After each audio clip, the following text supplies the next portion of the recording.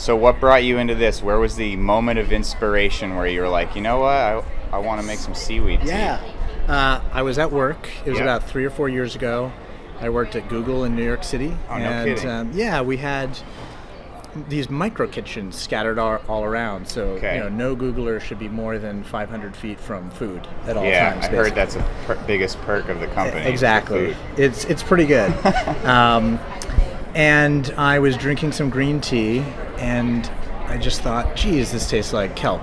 Yeah. And I started thinking about it, and I remembered back to some high-end green tea that I had seen. Yeah. With some of the tasting notes saying that it was prized for tasting like seaweed.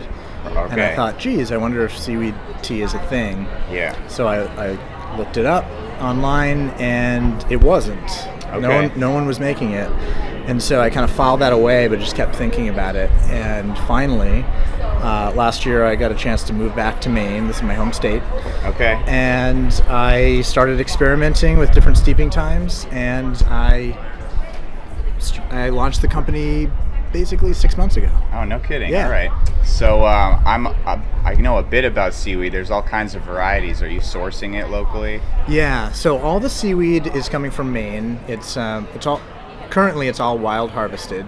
We use 4 different seaweeds in our current blends. We use dulse, which is a reddish-purple seaweed.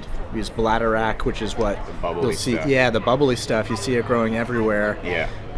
We use sea lettuce, Yep. which is this beautiful, vivid, bright green seaweed, and we use sea lettuce.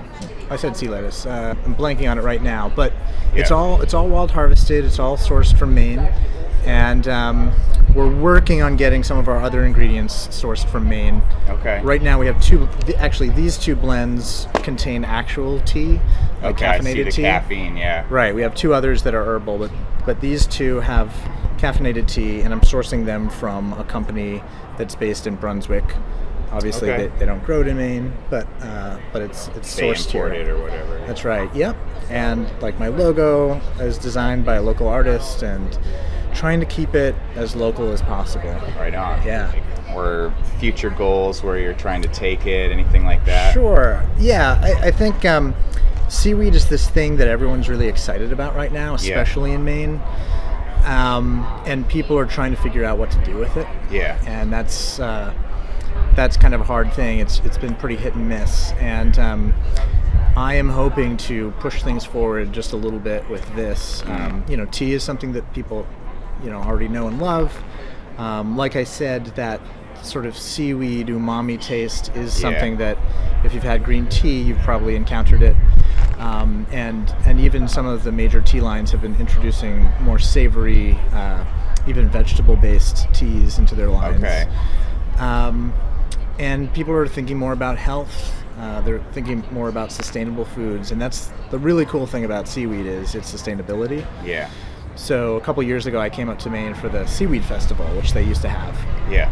And I was really scared that I was going to find out that it wasn't as sustainable as I hoped. Yeah. Seaweed farming sounded bad to me. I mean, the idea of the ocean and farming just seemed, wrong. If you know anything about like monocropping. Exactly. And I think of the ocean as wild. Yeah.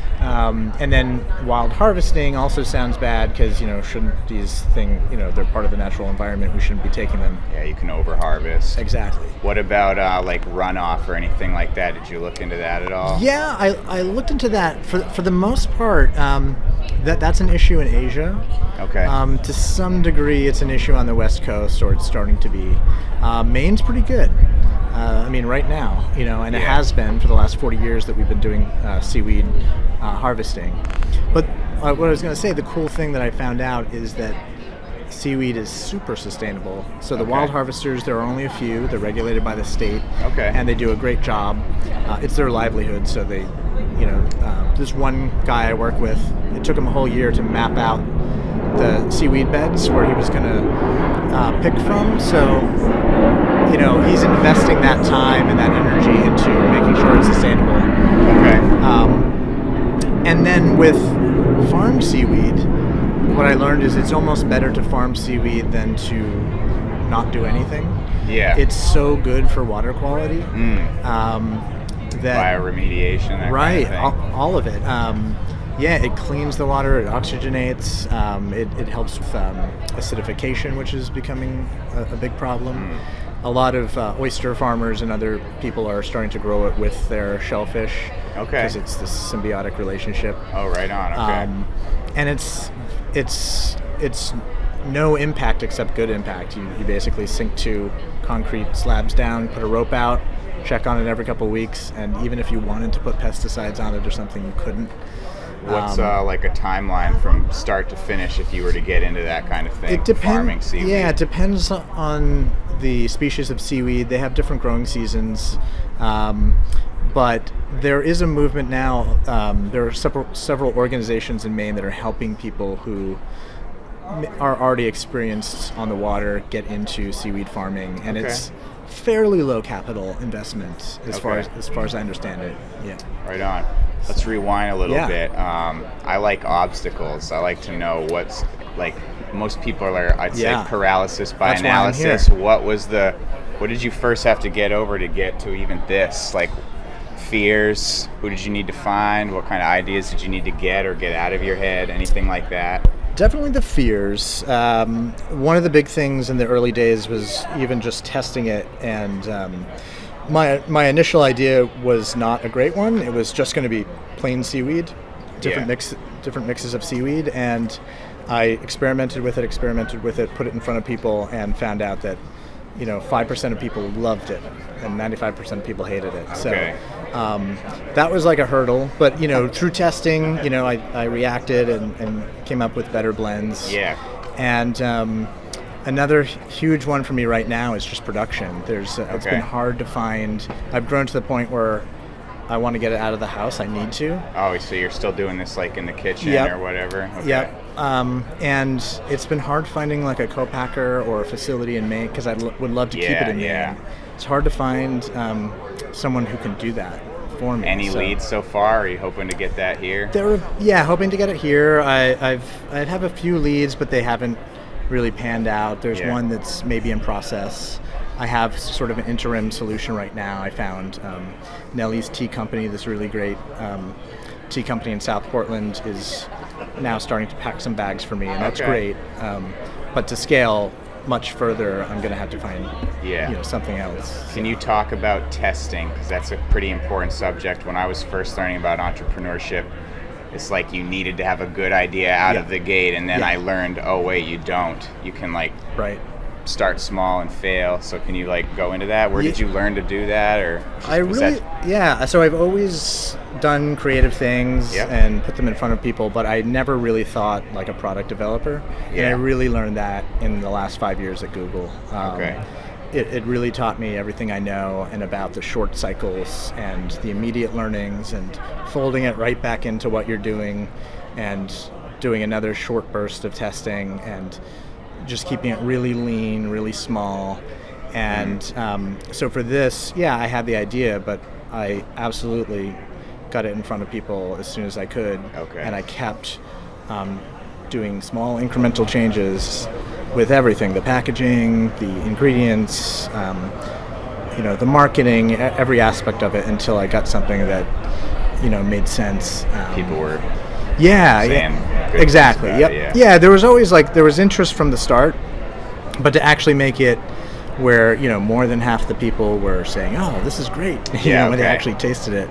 I knew that the interest was there, because even in the first tasting, people walked in and it was like they were just waiting for this. There was plenty of people that kind of gave it the stink eye and the sort of what is this, but it's not familiar. Right, but there was a lot of people that even from the get-go were kind of ready for something like this. So. Along a similar line of thought, maybe like a scarcity versus abundance kind of thing, you're kind of told not to share your ideas. What do you think about that? Obviously you benefited from finding other people. Yeah, I totally get that mindset.